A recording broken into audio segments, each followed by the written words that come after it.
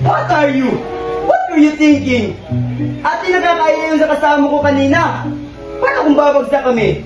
Tapos hindi kami makapasa sa clearance? Paano kung hindi kami makagraduate?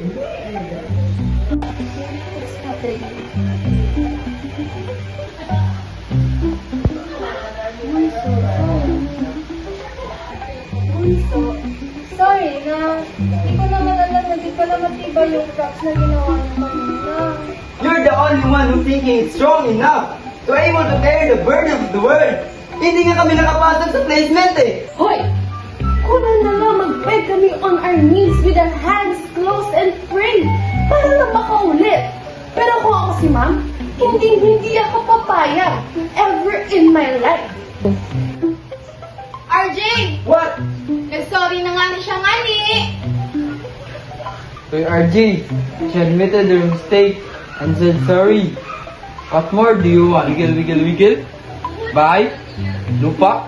Sasakyan? No! It's still not enough.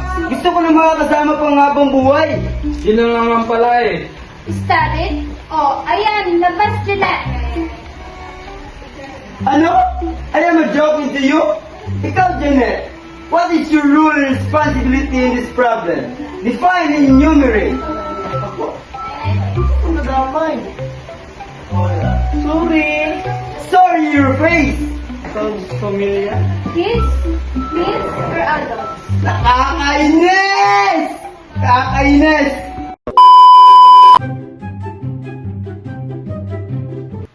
Wiggle? Bahay? Lupa? You're the only one who thinking it's strong enough to carry the able. RJ! What? Nag-sorry na nga ni siya nga ni. Ano yung gawin na eh? Hindi nga kami nakapasok sa placement eh. Hoy!